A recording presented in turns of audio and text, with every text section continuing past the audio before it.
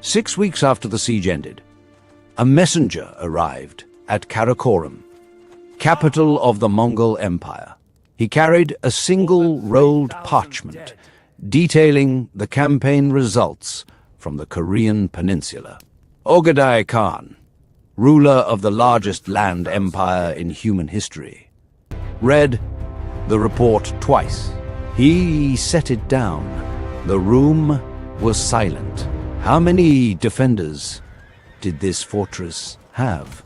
Approximately 300 at the start. Great Khan. Fewer than 100 at the end. We lost more than 3,000 dead. Nearly 1,000 wounded. Ogedai Khan did not execute the messenger. He did something far more alarming. He ordered every general in Karakoram to study what had gone wrong, because what happened at Kuju was not supposed to be possible. To understand why Kuju was a catastrophe for the Mongols, you first need to understand what the Mongol military machine actually was, not what popular culture tells you, not just barbarians on horses, what it actually was. By 1231, 4 years after the death of Genghis Khan, the Mongol Empire controlled more than 24 million square kilometers, stretching from the shores of the Black Sea to the Pacific coastline.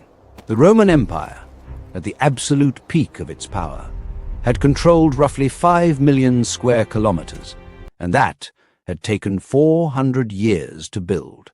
The Mongols did it in 25. Their military system was the most advanced on Earth. Every Mongol warrior trained on horseback from the age of 3. They could fire arrows with lethal accuracy at full gallop, covering 150 kilometers in a single day when European and Chinese armies could barely manage 30. Their relay communication network, the YAM system, transmitted intelligence across thousands of kilometers in days, a speed no other civilization could match, until the invention of the telegraph 6 centuries later. But their greatest weapon was not physical, was psychological. The Mongol approach to siege warfare followed a precise protocol. An envoy would ride to the gates of a city and deliver a single message: surrender immediately and live under Mongol rule. Resist, and every living thing within your walls will be exterminated. This, not a bluff, it was a documented policy. The city of Merv in modern-day Turkmenistan, population 500,000, resisted in 1221. When the Mongols finished, the population was functionally 0. Samarkand, one of the most magnificent cities in the Persian world, lost more than half its inhabitants after refusing to submit. The Mongols did not merely conquer. They erased, and they did so deliberately. Because terror travels faster than any army.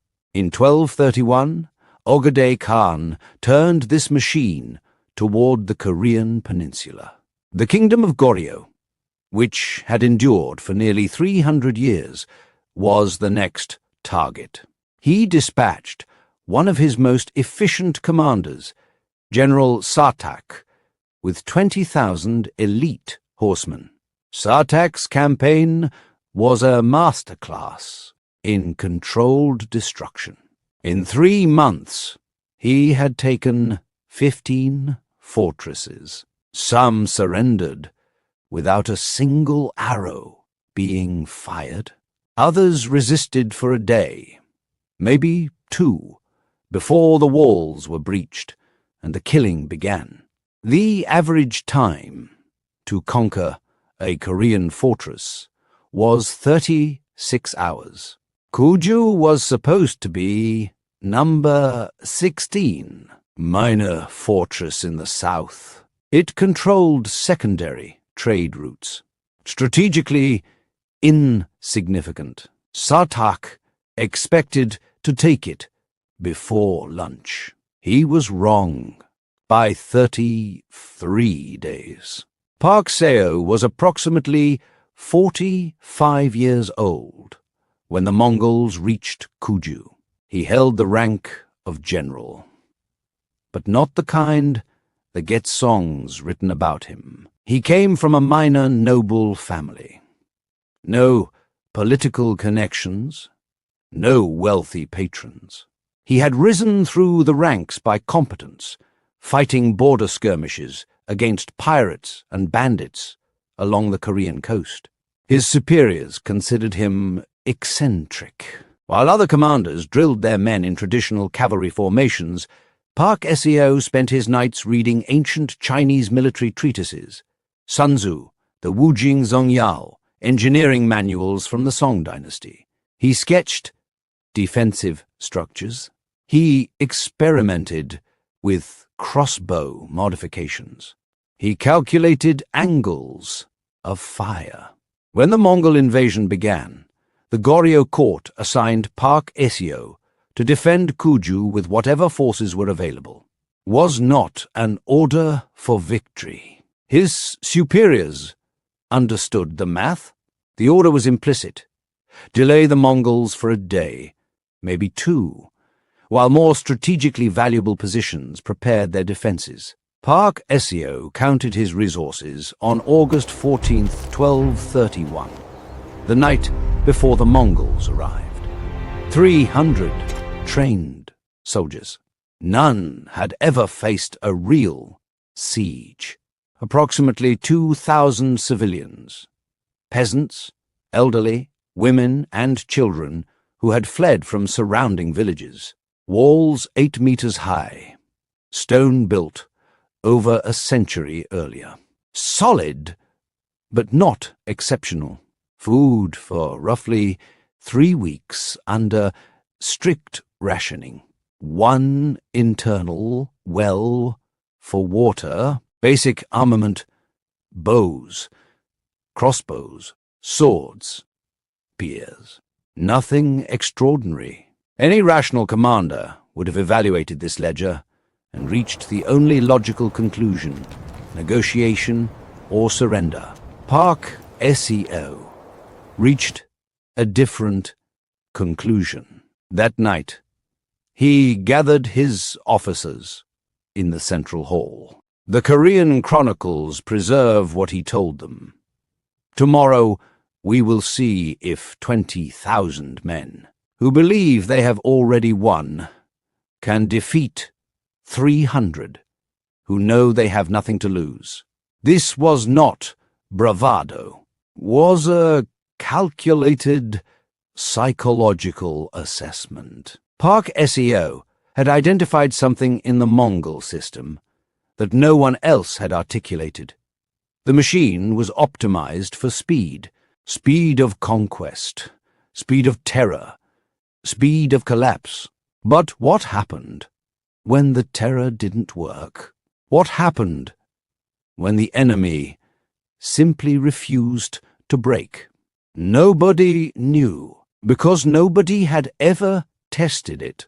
At 5 a.m. on August 15th, 1231, the sentries on Kuju's walls saw the dust. It started as a thin line on the northern horizon, barely distinguishable from the morning haze. Within 30 minutes, the line had become a wall, a dark, rolling mass that swallowed the valley floor. 20,000 horsemen, deployed in standard Mongol formation, surrounded the fortress by 6:30 a.m. Their standards were planted 300 meters from the walls, a perimeter of death, drawn in silk and horsehair. The first day was purely psychological. The Mongol cavalry circled the fortress continuously, thousands of horses kicking up a dust cloud, so thick it blocked the sun. The sound was overwhelming. Hooves, war cries, swords hammered against shields. It was a technique perfected across a dozen conquered civilizations, sensory assault designed to collapse morale before the first arrow was ever fired. Inside the walls, the reaction was exactly what the Mongols intended. Civilians wept. Children screamed. Several young soldiers trembled so badly they could not hold their weapons steady. Park Esio ordered silence. He gathered everyone, soldiers, civilians, children, in the central courtyard. He did not deliver an inspiring speech. He delivered the truth. The Mongols expect us to surrender. They expect fear to do their work. We have already made our decision. We will not leave these walls alive if we fall, so we will make every hour cost them blood. We will make them remember this place. There was no cheering. There was something more useful. Clarity. The panic didn't vanish, but it found a channel.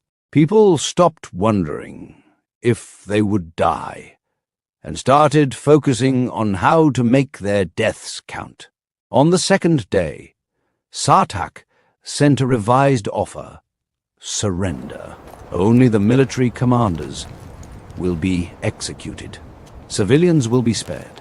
Park Seo did not respond. He sent the envoy back without a word. The silence said everything. There would be no negotiation. Before the Mongols arrived, Park Esio had spent weeks modifying Kuju's defenses. His officers had considered many of these modifications strange, even wasteful. They stopped questioning them on the fifth day. Innovation 1. The Rivers of Fire. Park Seo had ordered narrow channels carved into the exterior face of the walls, running from the parapets to the base. When the Mongol assault began on August 19th at 6 a.m., 3,000 dismounted horsemen advancing in tight formation with ladders and battering rams. Park Seo waited. He held fire until they were within 30 meters. When the first Mongols began climbing, he ordered boiling oil poured into the channels. The oil didn't just splash onto individual climbers. It flowed across the entire wall surface in streams, coating every ladder, every handhold, every man clinging to the stone. The screams carried for kilometers. Innovation 2. The rotating volley. Park Seo had divided his 100 archers into 3 groups. While Group A fired, Group B was drawing, and Group C was resting. The result was a continuous, unbroken stream of arrows. Not random fire, but targeted salvos aimed at specific zones. The Mongols, accustomed to gaps between enemy volleys that allowed their men to advance, found no gaps. The Innovation 3. The double gate. The main gate splintered after 2 hours of battering ram impact. The Mongols surged forward and found a second gate, reinforced with iron bands and packed stone. The frustration was visible from the walls. Innovation 4. The kill corridors. On the 9th day, Sartak noticed that sections of the wall appeared undefended. He ordered 500 men to scale those sections. They climbed without resistance. They believed they had found a breach. They entered a trap. Park Esio had built secondary inner walls, creating narrow corridors barely 3 meters wide. The Mongols were channeled into these corridors, where their numbers meant nothing. From rooftops and elevated platforms, defenders, including armed civilians, dropped stones, timber, and boiling oil onto the men trapped below. Of the 500 who entered, roughly 50 escaped. This was the psychological turning point. For the first time in the Korean campaign, the Mongols had been outmaneuvered tactically. They had walked into a prepared kill zone. The myth of their invincibility, the engine that drove surrender across continents, developed its first visible crack. Sartak adapted. From days 17 through 21, he abandoned ground assaults entirely. Instead, he erected elevated archer platforms beyond the range of Korean bows and maintained constant suppressive fire. Any defender who raised his head above the parapet drew a concentrated volley. Park Seo lost 15 men in 5 days to this tactic alone. He could not respond. He lacked the range. Inside the fortress, the situation was collapsing. Food rations dropped to 1 small meal per day. Children grew silent, not calm, but too weak to cry. Elderly civilians began dying of malnutrition. The stench of death settled into the stone. By the 22nd day, Park Seo had 162 operational soldiers. Provisions for 3 days remained.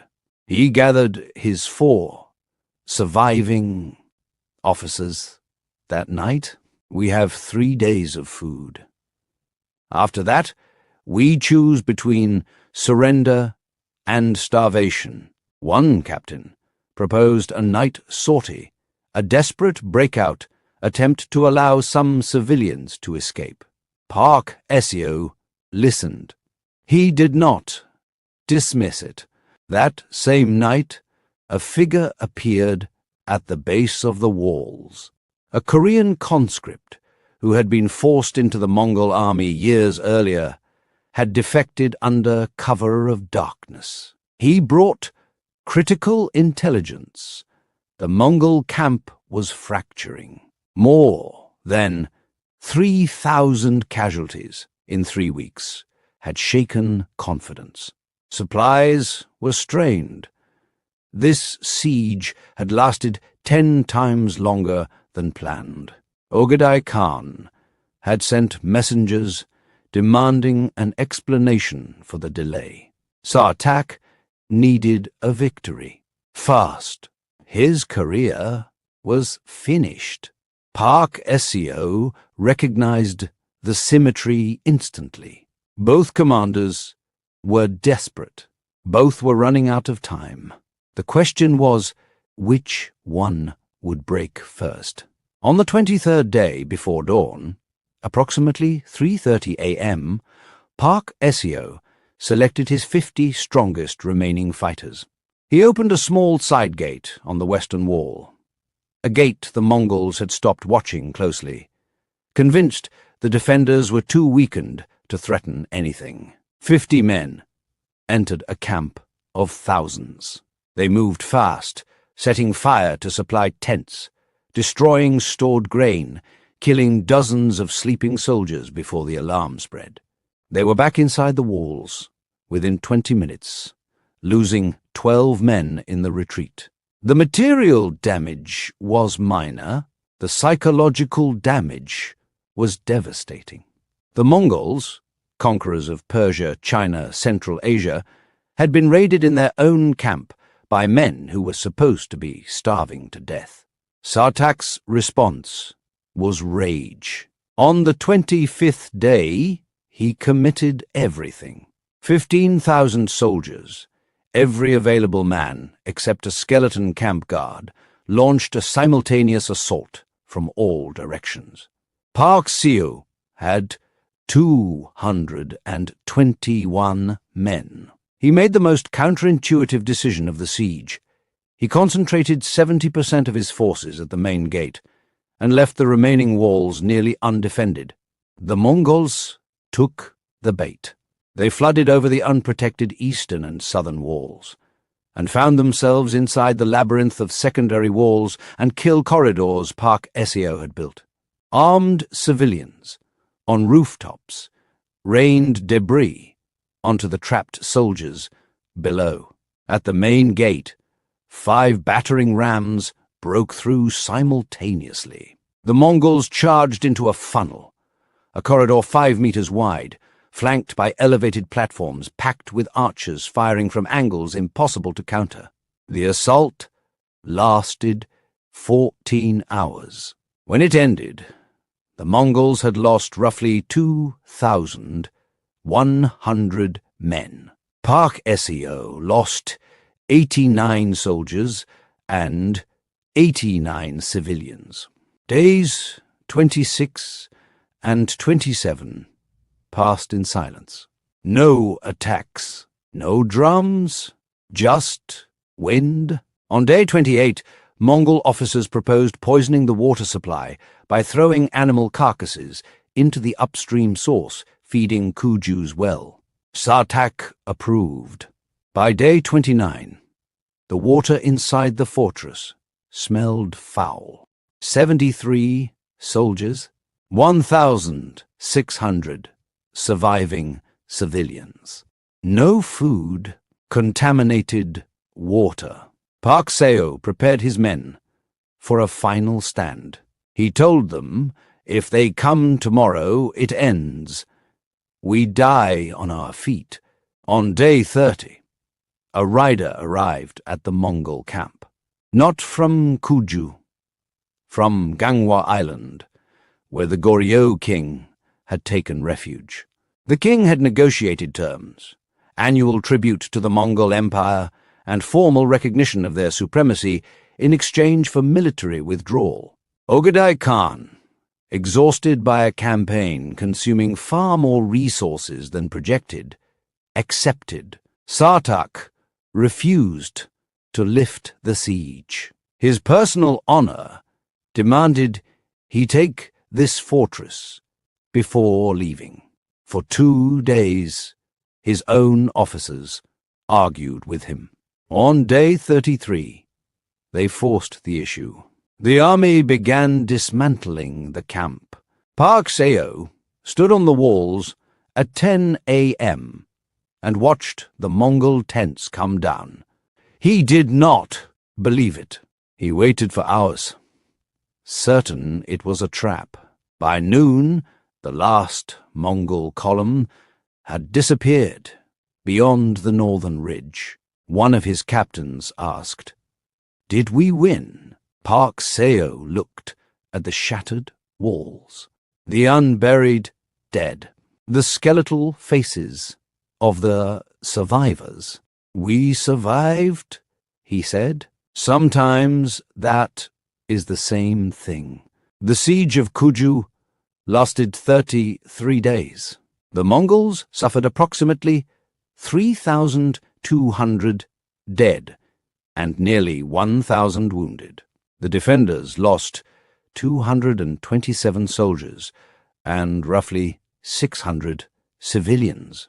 Park Seo was summoned to the royal court 3 months later. He expected recognition. He received titles, land, and immediate forced retirement. The king feared a general more popular than himself. He lived another 18 years on a small rural property. He never sought fame. Everything we know about the siege comes from the records of his surviving officers and the Goryeo dynasty chronicles. Sartak was quietly relieved of command. He died in 1241 during an obscure campaign on the Russian steppe, stripped of prestige.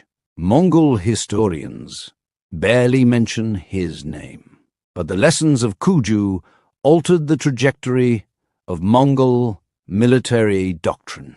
In subsequent campaigns against Japan and southern China, Mongol engineers developed new siege protocols specifically designed to counter the innovations Park Seo had pioneered: counter-tunnel detection, solutions for internal kill corridors, methods to neutralize fire channels on walls. Ironically, Park Seo's genius made the Mongols better. Innovation always generates counter-innovation. That is the paradox of military history. On the Korean peninsula, however, the effect was the opposite. Kuju proved that resistance was survivable. Small fortresses across Goryeo began adopting Park Seo's designs: secondary inner walls, oil channels, funnel gates. The Mongols returned, demanded more, pushed harder. But the population that had watched one fortress hold for 33 days no longer surrendered at the first sight of dust on the horizon. So, was this the worst Mongol massacre in Korea? In absolute numbers, no. Larger battles produced higher body counts, but Kuju was something the Mongol Empire almost never experienced: a complete tactical humiliation by a numerically inferior force. 300 men who should have fallen in hours held for 33 days against 20,000. They broke Satak's career, strained Ogede's patience, and put the first fracture in the most powerful military reputation on earth. Park Seo did not win through bravery alone. Bravery without intelligence is just a faster way to die. He won through adaptation, through treating every wall, every corridor, every barrel of oil as a variable in an equation he kept rewriting every single day. He teaches us something about leadership that still applies 8 centuries later. You not need to promise victory. You need to share the risk. Park Seo did not command from a bunker. He fought on. The walls, he bled with his men. When the end seemed certain, he did not lie to them. He told them the truth and trusted them to find courage in it. 73 soldiers against an empire. The empire left first. If this story challenged something you believed about history, leave a comment telling us which moment hit you hardest. Subscribe to Narrate Hist Arena for more accounts of the men and women who stood when the world told them to kneel.